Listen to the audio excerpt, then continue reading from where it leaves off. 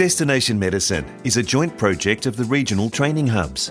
This podcast series brings you medical students' accounts of their experience in applying to study medicine.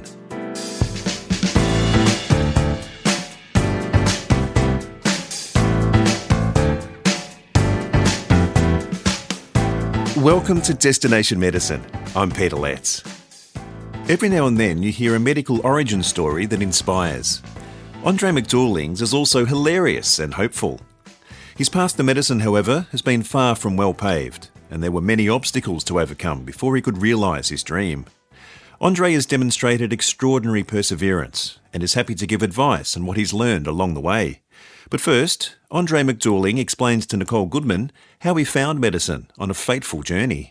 Wow, yeah, that was an auspicious day. I was still working in IT at that stage, and this was my first career after finishing school. And on the 5th of September 2005, I had to fly to the city of Port Elizabeth in South Africa to go do tech support. I developed data capturing software, and they told me that the numbers weren't working. I need to come immediately. So I arrived bright and early for a very important day. I thought it was going to be a big challenge to get the numbers to work. And when I arrived there, they showed me what the problem was, and I leaned over and I pressed the numlock key, and suddenly the numbers worked. So yeah, that was the day I decided to think about my life and reevaluate where I was going. The old turn it off and on solves the problem. Yeah, I suppose if you do that enough times, it can probably do your head in. What was it about a visit to a rural clinic in South Africa that really changed things for you?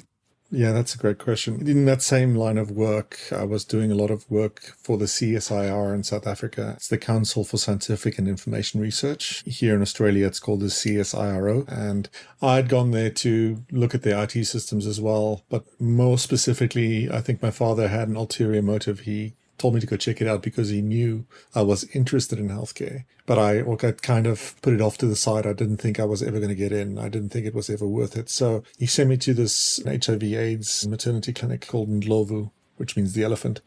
And there were these two doctors there that was running this place, and they were telling me about what they were doing and how they were doing things. And I was looking at how they had this effect on the town, on the effect on the community, how they were educating people and bringing them a better quality of life, and how they were really working really hard. And you could see the results in the people. Those people loved those people. And they're still going right now. They're doing what they're doing right now. But combined with the IT incident, I realized that this is what I was meant to be doing. This is what I wanted to do. I thought what they were doing was so cool. So I looked at a few university degrees and saw what the options were. And I realized that I could actually get into psychology. At that stage, it was the one degree that I knew I could get into. So I applied for that. I applied for medicine as well, but not expecting to get in. But I got into psychology, and 5 months later, my program started. And yeah, I thought I might have to work my way up through a couple of qualifications to get to the point where I can actually start studying medicine. You actually have a number of degrees. How many, in fact, do you have? 5. Wow. Tell us about those. So you know about the computer science qualification, and then I did psychology as well because I could get in. During my psychology degree, I tried to transfer to health sciences or medicine or anything would be the next step. I was very lazy in high school. You made up for it later. I had to make up for it, yes. So I was looking around and I spoke to a few of the medical faculty members in South Africa, and they suggested I look overseas and I expand my borders a little bit. So I sent out a shout out to the University of Queensland, and they happened to have a representative in my city. I spoke to them and I ended up applying for and getting into a Bachelor of Health Sciences, so Population Health at the University of Queensland. So that was why my family moved to Australia in the end. I came here to do that.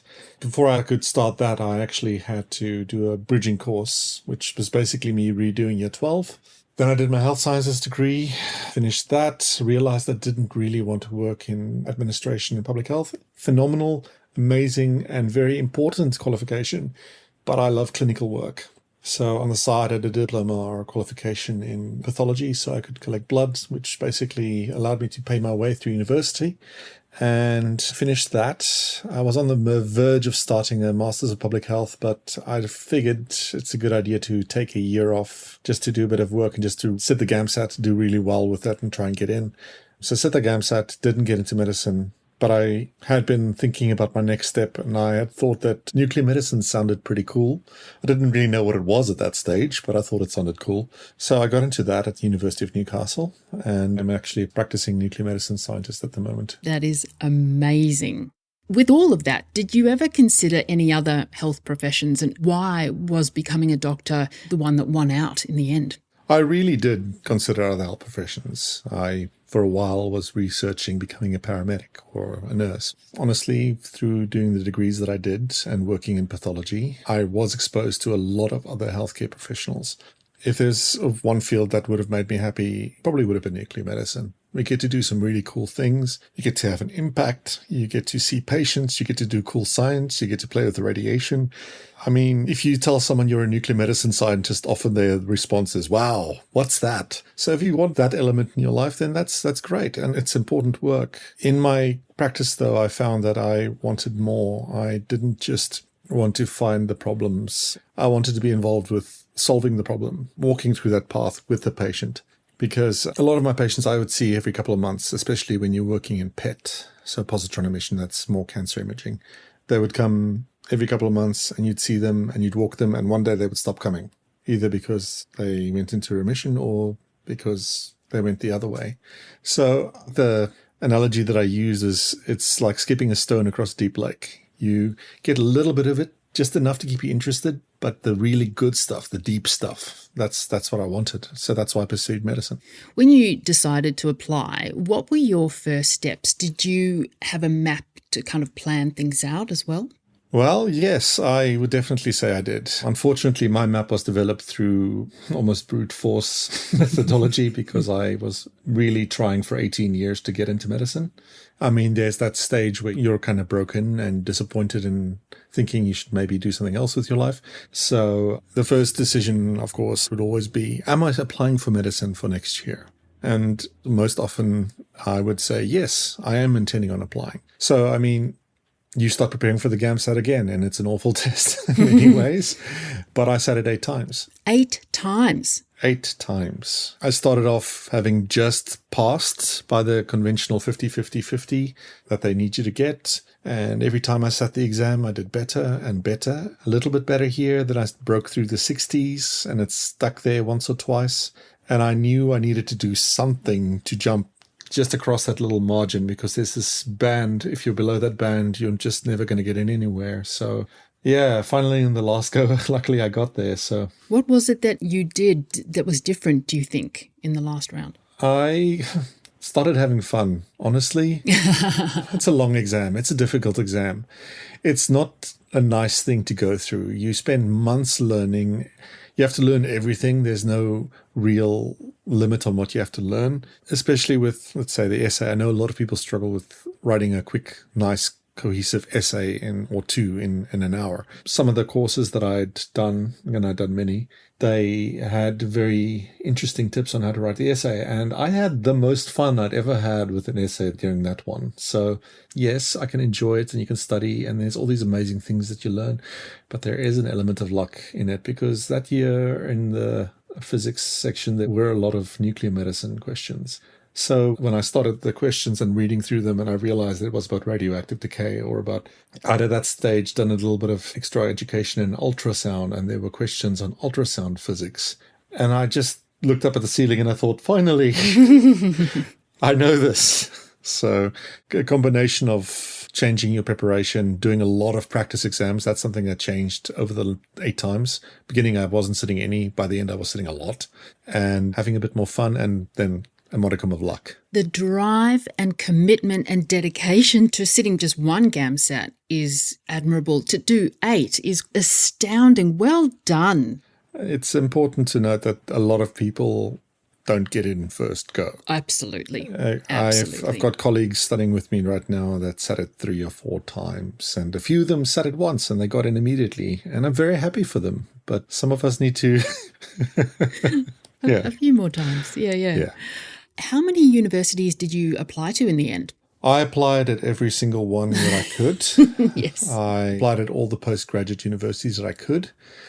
So I went through the GAMSAT application, the Graduate Entry Medical School Admission Scheme. You can apply for 6 there. So I basically applied up and down the East Coast. So Queensland University, Griffith, Notre Dame, Wollongong, ANU, University of Melbourne. I think I threw in Notre Dame in West Australia as well. But then on the non-standard entry, I also applied at Flinders University. I applied at University of Sydney and, Deakin as well. I threw Deakin in there too.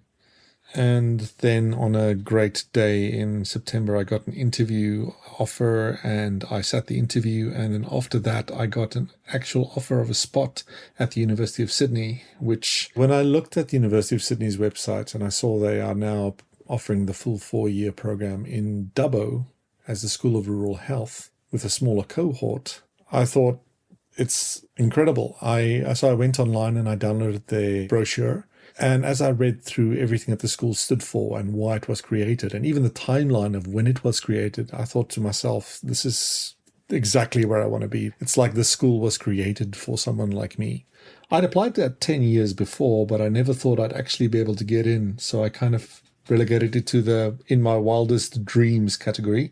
So when I got that offer, I was at work and I'd promised my wife that I won't tell anyone. So I had to wait for half an hour so I could actually tell her before I could speak to anyone else about it. And then I could do my little happy dance. I was living in Geelong in Victoria at that stage. And then I got in and then we decided, yes, we're accepting it. So we moved to Dubbo. What attracted you to the regions? Well, it goes back to my initial motivation to study medicine, that small clinic that I saw and the impact the doctors had. And over the last 15 years, I've worked in rural and in metropolitan areas. I've always had a passion for working in rural medicine. I think there's the greatest need for it there. You also get to do a lot of really cool things. You're meeting your patients and they really need you to be there. They often drive 5 or 6 hours just to see you. So they're grateful that you're there. They're more likely to have done the work needed to actually have a good therapeutic outcome. There's the lifestyle. I mean, you get to experience a much higher quality of life, according to me, but that's something that I love. I think there's some people that will always be city people, and it's great for them. And the cities need doctors too. But the need out here is just incredible. Plus, my wife and I had the dream of actually starting a rural healthcare center. That's when we started dating. We were talking about where we'd like to go eventually. She's an osteopath and she, at that stage, had just accepted a position in rural Victoria. And she loves it out here now as well. So the moment I read about the School of Rural Health, and I told my wife, this is one place where we can actually make it work. This program is almost perfectly created for someone like me, and everyone else in this program is the same as I am. We have the same drive and the same desire to work in rural healthcare. Who did you tell about your goal to become a doctor, and what was their reaction? Just after the IT incident, as I shall call it now, the first person I told was my dad. He'd never really given up on me. I think he was a bit disappointed that I went into IT initially, but when I told him I wanted to pursue medicine, he just said, finally.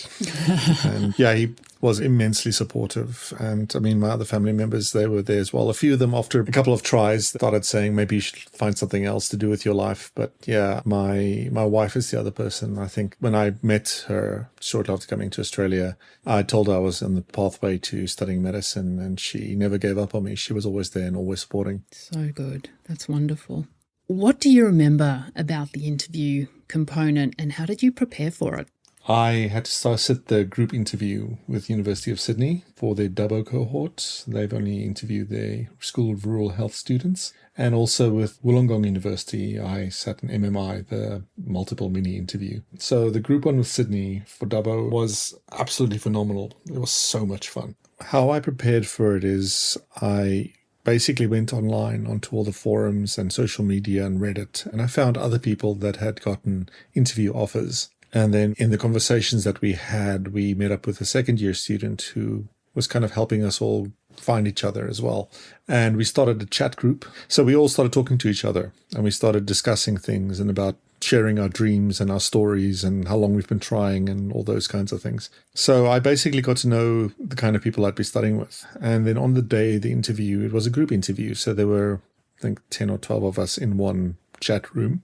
And they asked us each about 3 or 4 questions, which I had no idea what they were going to ask. It wasn't the same normal interview structure that I'd gotten used to, the MMIs. But it was basically tell us about who you are. What are your motivations? How will you find yourself being suitable to rural life care or healthcare, or why you studying medicine?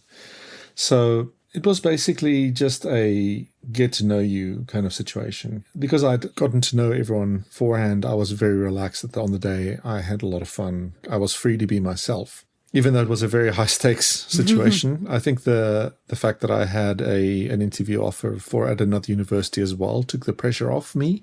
If that was the only interview that I was going to have, I would probably have been a lot more nervous. But once again, there's that luck element coming in. There's a lot of different study techniques and people study in a multitude of different ways. Have you found one that works for you? Yeah, absolutely. Thankfully, through my many degrees that I've done, I've had to have some practice. In my early degrees, I was always trying to memorize everything. I was basically rote learning everything. And as time went by, I stopped studying to memorize. I just sat an exam this morning, actually, and I now study to understand things.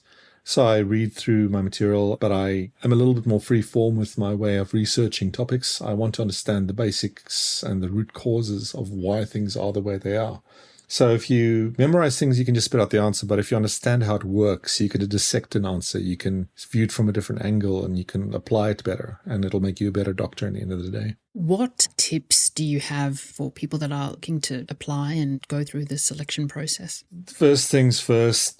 Know what you want. Know if medicine's what you want. Yeah, there are success stories where people would literally apply first time, get in, no problem, go be a doctor. But if you know who you are and know why you want to study medicine, know what you're pursuing at the end of the day, and if you know you want it for the right reasons, then it makes it a lot easier if things don't go as quickly or as immediately as you would have liked to. And yeah, the other tip would be it's worth it. Don't give up. There's also a lot of people in medicine that experience imposter syndrome. Everyone's so incredibly smart and has done a lot to achieve that level of success of just getting in. Have you had to deal with imposter syndrome? And if you have, how have you managed that? Oh, yeah, big time. I think every single medical student I'm studying with at the moment has imposter syndrome. I sometimes wake up in the middle of the night thinking I'm going to get a phone call and they're going to say, oh, we made a mistake. We found you out. You're not supposed to be here. Yeah. Most of the people going into medicine are relatively high performing and they're very tough on themselves. But you got to remember how hard you work to get there. And I'm grateful that my wife also often reminds me of how hard I worked and how long I worked to get there.